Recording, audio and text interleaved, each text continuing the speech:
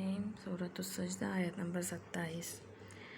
اولم یرو، کیا انہوں نے دیکھا نہیں، ان نسوق الماء الی الارض الجرز، کہ ہم پانی کو ہانک کر لے جاتے ہیں بے آب و گیا زمین کی طرف، یعنی کس طریقے سے ایک بنجر زمین ہوتی ہے اس کی طرف ہم پانی برساتے ہیں گے تو کیا ہوتا ہے گا، فَنُخْرِجُ بِهِ زَرْعًا، تو اس کے ذریعے ہم نکالتے ہیں زراعت کو، تَأْكُلُ مِنْهُ أَنْعَامُهُمْ وَأَنفُسُهُمْ، تو اس سے کھاتے ہیں گے انعام یعنی مویشی جانور، وانفسهم اور تمہارے نفس۔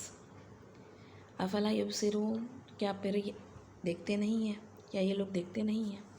یعنی اللہ تعالیٰ یہاں پہ کس طرف اشارہ فرما رہے ہیں گے کہ کس طریقے سے تم دیکھو ذرا کہ بنجر زمین ہوتی ہے کہ اور اس میں ایسا لگتا ہے گا کہ اب کچھ نہیں اگے گا، مایوسی کی کیفیت ہوتی ہے، ایسا لگتا ہے موت چھا گئی اس پہ، لیکن اللہ تعالیٰ ہی اس کی طرف بارش بھیجتا ہے گا اور اس کے بعد وہی زمین جو ہوتی ہے لہرانے لگتی ہے کہ سبزہ اگاتی ہے کہ اور اس میں سے پھر تمہارے مویشی جانور بھی کھاتے ہیں، چوپائے بھی کھاتے ہیں اور تم خود بھی کھاتے ہو، تو کیا تم دیکھتے نہیں؟ تو خاص طور پہ مسلمانوں کے لیے، کیونکہ یہ اس حالات میں اتری ہوئی آیات ہیں گی مکی دور کے جب مسلمانوں پہ بہت سخت حالات تھے اور ہر طرف سے مسلمانوں کو مکہ کی زمین میں مشکلات کا سامنا کرنا پڑ رہا تھا۔ تو مسلمانوں کے لیے مکہ کی زمین ایسے ہی سخت ہو گئی تھی کہ کوئی لین دین نہیں کر پا رہے تھے، کوئی ہر طرح سے ان کا جو تھا ایک بائیکاٹ کیا گیا تھا، خاص طور پہ شیب ابی طالب میں جب رسول اللہ صلی اللہ علیہ وسلم کو بنو ہاشم کے ساتھ قید کیا گیا تھا اور 3 سال کا وہ عرصہ رہا ہے گا، یہاں تک کہ صحابہ اکرام رضی اللہ عنہم میں کہتے ہیں کہ ہم نے سوکھے پتے بھی کھائے ہیں گے اس دوران میں۔ تو اس وقت میں کتنی ہی آزمائشیں اور تکلیفیں پریشانی تھی مکہ کے اندر، اور ایسا لگ رہا تھا کہ اب بس ختم ہو رہے ہیں گے، اب بس جا رہے ہیں گے۔ تو کتنی زمینیں ایسی ہوتی ہیں جو بنجر پڑی جاتی ہیں، لیکن جب اللہ تعالیٰ بادل بھیجتے ہیں گے تو وہ کھلکھلانے لگتی ہیں، تو اللہ تعالیٰ ان حالات کو بھی تبدیل کر سکتا ہے گا۔ آج اگر حالات موافق نہیں نظر آ رہے تو اس کا یہ مطلب نہیں ہے کہ کام چھوڑ کے بیٹھ جایا جائے، بلکہ ثابت قدمی دکھائی جائے، اس بات استقامت دکھائی جائے۔ وَيَقُولُونَ مَتَىٰ هَٰذَا الْفَتْحُ إِن كُنتُمْ صَادِقِينَ، اور کہتے ہیں کہ اگر تم سچے ہو تو یہ فیصلہ کب ہوگا، یعنی کہ وہ کہہ رہے ہیں کہ اگر تم سچے ہو، تم واقعی میں کہتے ہو کہ تمہارا ایک خدا ہے گا، ایک اللہ کو مانو، اور رسول اللہ صلی اللہ علیہ وسلم کہا کرتے تھے لوگوں سے کہ لوگوں قولوا لا الہ الا اللہ، لوگوں کہو اللہ کے سوا کوئی الہ نہیں تو تم کامیاب ہو جاؤ گے۔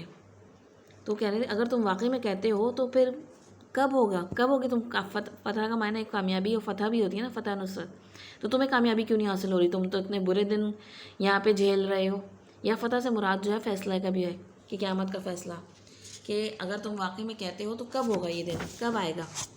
قل یوم الفتح لا ينفع الذین کفروا ایمانہم، نبی کے صلی اللہ علیہ وسلم سے کہا جا رہا ہے کہ آپ کہہ دیں کہ فیصلے کا دن اگر آ گیا، یوم الفتح فیصلے کے دن، لا ينفع نہیں فائدہ دے گا الذین کفروا جنہوں نے کفر کیا، ایمانہم ان کا ایمان، یعنی فیصلے کا دن جب آ جائے گا تو پھر ان کا ایمان کوئی فائدہ نہیں دے گا۔ ایک تو دیکھیں اس سے فیصلے کا دن سے مراد قیامت کا دن بھی ہے، یعنی قیامت کا دن جب آ جائے گا اس دن تو ظاہر سی بات کسی کو کلمہ پڑھنا کوئی فائدہ نہیں دے گا، یا مرتے وقت بھی انسان کو پھر کلمہ پڑھنا فائدہ نہیں دیتا، اس کی توبہ قبول نہیں ہوتی۔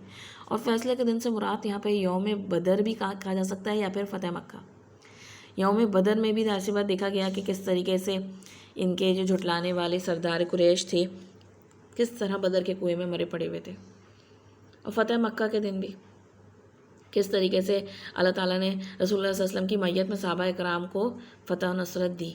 لیکن اس دن ظاہر سی بات ہے جو لوگ بعد میں ایمان لائے تو ایمان لانا تو ان کا فائدہ مند ہوا، لیکن اصل چیز یہ ہے کہ قیامت کے دن تو اب جس چیز کا تم وعدے کی، تم فیصلے کا تم انتظار کر رہے ہو کہ تم پہ فوراً عذاب لا دیا جائے، تو اس دن تو فیصلہ عذاب آ جائے تو پھر تمہارا ایمان لانا تمہیں فائدہ تھوڑی دے گا۔ وَلَا هُمْ يُنظَرُونَ، اور نہ ہی انہیں مہلت دی جائے گی، یعنی توبہ کی مہلت بھی ختم ہو جاتی ہے کہ انسان کے جب عذاب یا موت کی گھڑی قریب آ جاتی ہے، یہ جب غرغرہ چلنے لگتا ہے انسان کا تو پھر ظاہر سی بات ہے مہلت ختم، اور قیامت کے دن تو ویسے ہی کوئی ظاہر سی بات معذرت نہیں قبول کی جائے گی۔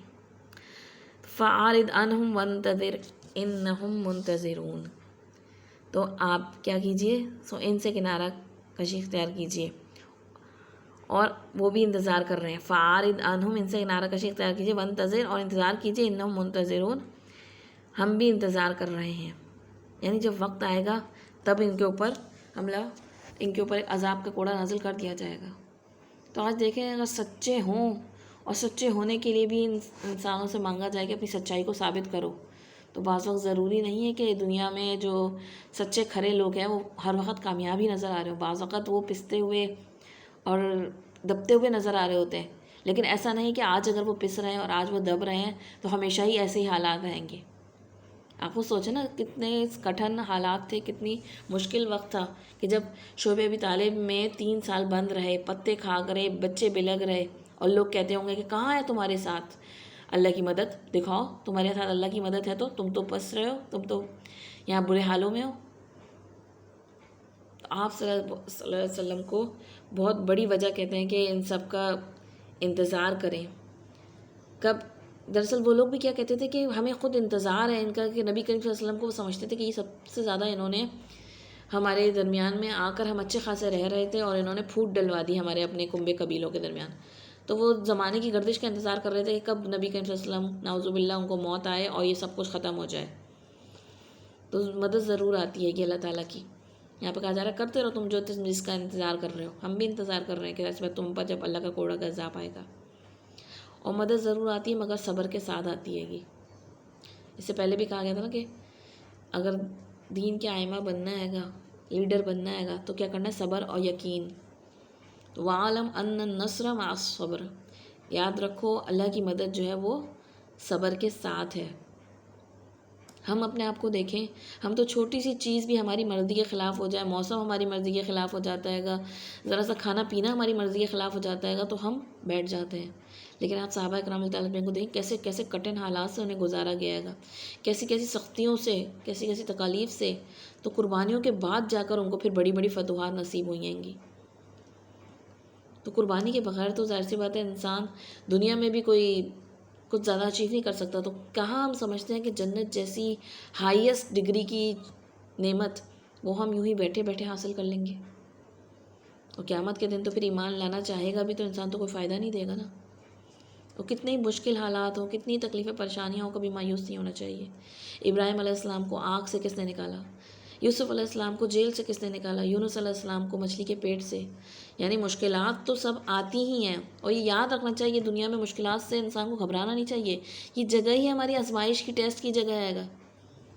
آپ سوچیں نا ہم کسی کمپٹیشن میں اگر حصہ لیتے ہیں گے اور وہاں پتہ ہوتا ہے گا کہ یہ پہلا لیول جو ہے گا اس میں اتنے لوگ پار کر کے آگے جائیں گے تو آگے جانے والوں کے ساتھ اور زیادہ ہارڈ ان کا معاملہ کیا جائے گا، ہارڈ ٹاسک آئیں گے ان کے پاس سامنے.